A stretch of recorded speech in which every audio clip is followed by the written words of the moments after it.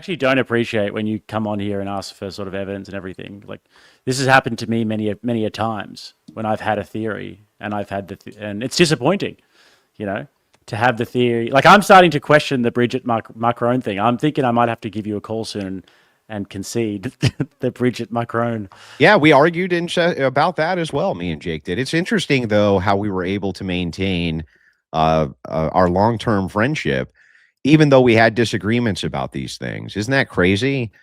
You know, you didn't run off and start saying all kinds of wild conspiracy theories about me, and I didn't do the same to you either. We had disagreements like men do and hashed them out through various rigorous conversations. I don't know why that's impossible for people to do, but it seems to be completely impossible for them to do. The Bridget Macron thing is another one where the evidence came from a guy who, oh my God, if you went through the actual evidence for the person who wrote this up, one night Nick did. And so I decided that I was going to follow a lot of those different leads that he put out for that. And it turns out that that dude's a nutcase. There was never any good evidence for this at all. Steven Crowder also did a huge expose on it. Many people have done exposés. You're just married to it, bro. You're just married to this idea. And it's like, I understand that that hurts. It hurts when, you know, you're married to an idea and then you get divorced from it. Just like any divorce, it hurts. She looks like such a dude though, man. Like, I don't know. Anyway, if I think I'm wrong about that one. I fucked up. I messed up. I think it's, I mean, here's what's so funny, right? Is like, so what? Like it's worth diving in. And by the way, like if I were her, I would have just played that off as a troll because it was really funny. Yeah. You know, like it was just, if nothing else, it was just really funny, you know, saying that Bridget Macron is a man and then having them defend themselves against the charge is just like hilarious.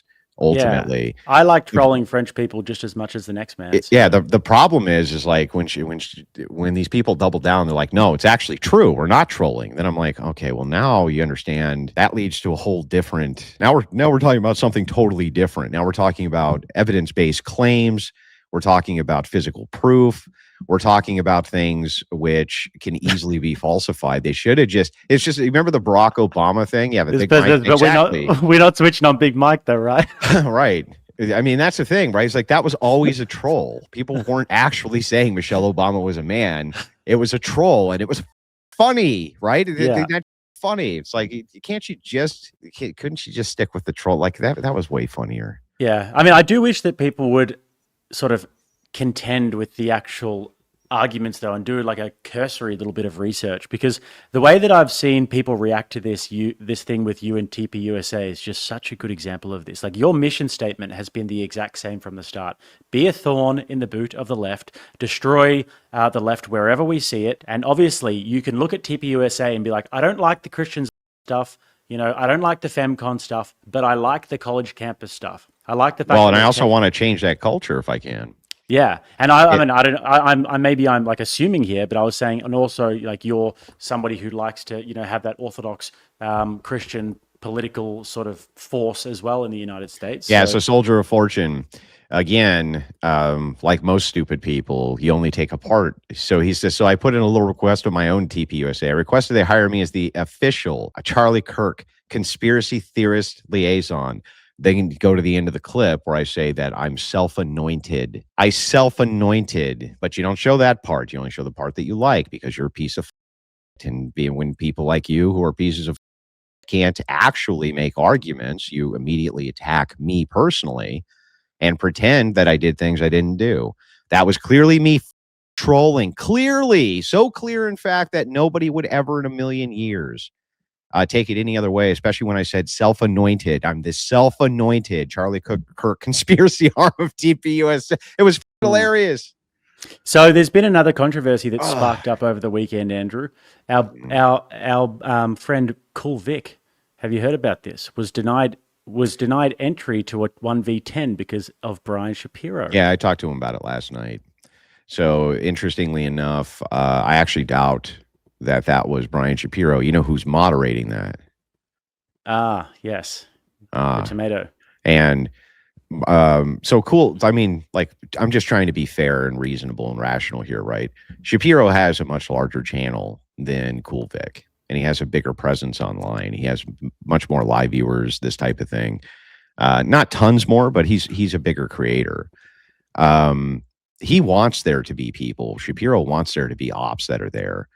And it would seem weird to me that Shapiro himself was like, well, let's just stop this guy from, doing this debate. But there is somebody else who really hates his content that I'm aware of, who just loathes his content and thinks, that he would prefer that he stop talking about them. So that's my working theory. I was sent the DMs here. I've been sent it by one of my mods from Sean Kelly to Vic, and it says Brian's upset about you emailing his bosses at the radio station, and then Sean says, "Let me talk to him. He didn't want you there." Vic says, "Thank you. Let him know that I don't want to debate prompts and not debate anything personal." And then Sean Kelly says, "Hey, Brian Shapiro said you make money off his content and didn't want you at the debate. Do you have an issue with him?" So I think that it is Shapiro who's going to them and saying that he doesn't want them there. How did Shapiro know that it was Cool Vic who sent all that? He did. I don't think Cool Vic did. So how does Brian Shapiro know that Cool Vic sent all that? I don't know. He might have little red eyes and ears everywhere. Uh-huh. Can you believe that they're dating? They're going to make some little red babies. That's my I'm not saying anything. working theory. I didn't say a word about any of this. I'm not even speculating. I'm just saying that it's a mighty fine coincidence. It's all alleged. Don't sue me, bro. Don't sue me. I had this idea though. I don't know. Now I'll tell you maybe off air about maybe some retribution that could be at hand. But anyway. Are you going to show up over there, bro? Where? Are you going to go to the Surrounded? Are you going, Jake? You're going, aren't you? No. No. I'm not going to go all the way. If I was going to go to America, I would go for DebateCon. But you're not coming to DebateCon? It's just a bit too much of a detour at the moment, unfortunately. Oh, that's a bummer, dude. Yeah, it's gonna be. I know I'm missing out big time, but I've got to go all the way there, all the way back to Asia. So. Oh yeah. Any news on any of these guys actually stepping up and debating? None of them are ever anybody. None of them are ever going to. In fact, James at MDD contacted me. Like a bunch of people contacted me now that the dust has settled on a lot of this, and we're like, bro, I can't fucking believe it. Like, I actually can't believe that the entirety of the collective of people pushing this, not a single one of them.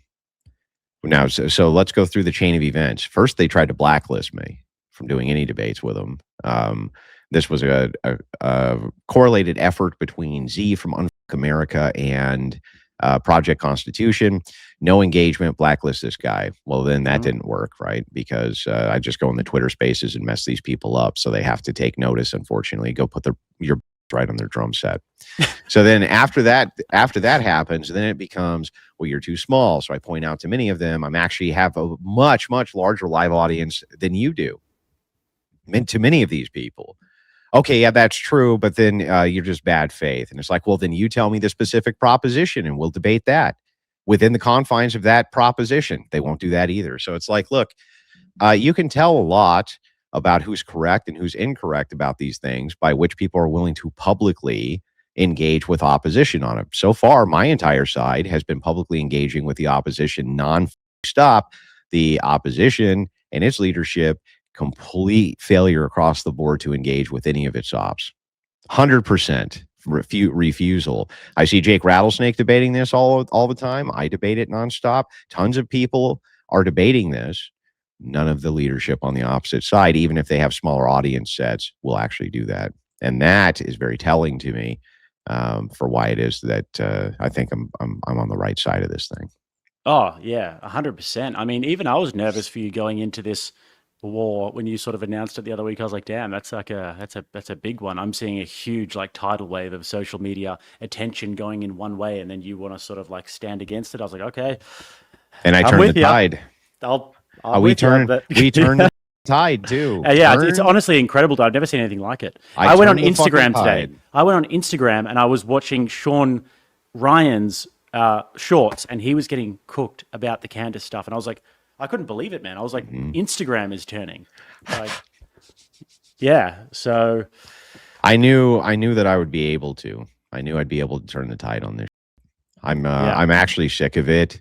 The reason that this pissed me off, and I even got involved to begin with, um, is because after Kirk died, and you and I had discussions about this pretty in depth, and I was like, it's time for us to go full war, man, full spectrum political warfare against these mm, people with a united right. And Jake was in agreement. And then it just didn't happen. And the reason it didn't happen is because this was used as a conspiratorial wedge issue, which I believe has funding behind leftist organizations who are funded by Act Blue and other Democrat ops. And I'm going to continue to pull the thread on that and see how far we get with it, because I want to know just exactly how many NGOs have been really pushing this division, because we had the perfect opportunity. We had Antifa allocated as a organization. The political will was there, and then suddenly this happens with the conspiracy and this dumb chick leading the charge, and suddenly all the fighting becomes internalized rather than externalized, with leftists laughing their off. If you go into leftist discords, you go in their Telegram groups, you'll see them laughing their off at us. I mm, can't believe how stupid they are. mm. And you Tell know you what, what? man. Yeah, go I on. agree with them. Yeah, I I can't believe mean, how stupid we are either. I do feel like that we're sort of coming out of a malaise a little bit, though. I feel like we've been in the wilderness and we've come into an open pasture over the last few days or so, and people are sort of getting their feet back under them after the last 10 months of just craziness. But if there's one thing I've realized over the last like month or so, because I've been real busy doing this series that I'm doing in Europe, where I'm going and interviewing a bunch of different nationalist movements in Spain and England and Italy and France and everything, like these lefties, these commies, it's the exact same everywhere, but in Europe, it's probably even more severe. They want to kill you, man, and they all say the same. They're all like basically at war with this faction of leftism in their country. That's a derivation of this sort of like 20th century communism that basically just does not really have any view of human dignity like we do. Yeah, And they man, just you're just basically want buying us dead. into the right-left dialectic, man. Yeah. Oh my You're just gosh. Yeah. buying in, Jake, to the right-left dialectic, man. It's not about communism and socialism and capitalism and ideologies, bro. It's about the government dividing us. What it really is a bunch of stupid libertarians who are siding with a bunch of dumb leftists. And they're creating huge amounts of division across this. Tim Pool called this out early on. Stephen Crowder called it out early on. They saw the writing on the wall. Many other people were pointing out, hey, there's a massive wedge here, and nobody actually understands why there is, because we have all the inertia right now to be going in full spectrum warfare against the left. Why Mm. aren't we? And for some reason, everyone wants to think, well, it's because we just don't trust the FBI and their narrative and their evidence. It has nothing to do with leftists and Yeah. propaganda and divisionary tactics and huge left wing NGOs who are involved. Nothing to do with that. Of course, it's just the right just cannibalizing itself, business as usual. Yeah, right. I mean, I remember when we were in Dallas, and you introduced me to Crowder down there, and we were sitting in the green room with me, and he said two things to me that were profoundly true. He said, first of all, I think Ian Carroll might be actually, and I think that that's profoundly true, like actually. And then he said, well, this is something that he's been consistent on for a very long time. He was like, well, the thing that I want to stop, and the reason why I think that we need to be orientating ourselves towards the left, is because I'm trying to stop a communist revolution in this country. And I was like, But now I agreed with him at the time, but now I really agree with him, especially going around Europe and just seeing how these groups operate. Like they're militant thugs who just want you dead. So, yeah. What we need to remember is that we can still have a common sense and ideological muster towards the actual ideas that we initially had, which was America first. The idea that all foreign intervention is something to be avoided, except at all, a last-ditch effort or defensive if possible. The fact that we want all foreign NGOs and we want all foreign governments to be out of American politics, whether it be Iran, it'd be any nation.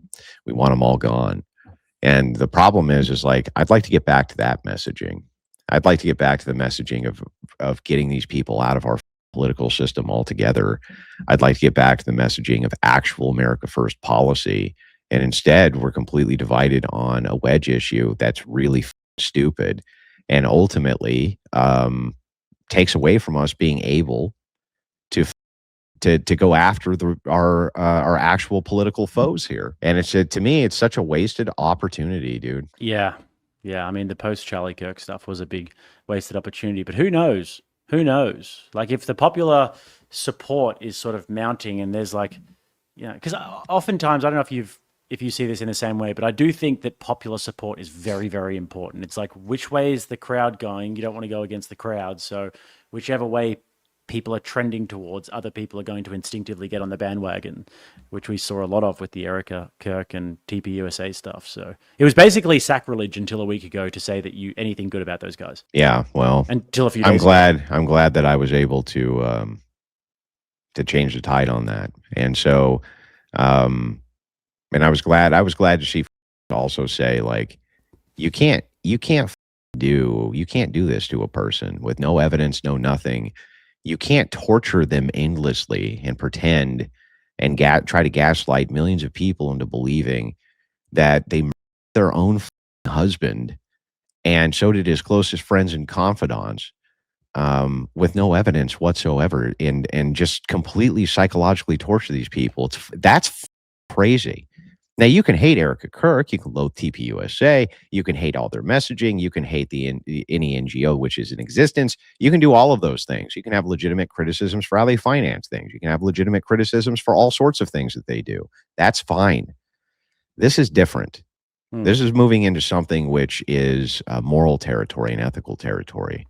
When you start getting into the idea that you can just endlessly torture a person as some sort of sacrificial lamb for your ire, with no evidence at all, and you have no cares at all, it shows me actually just how callous people ultimately can really be.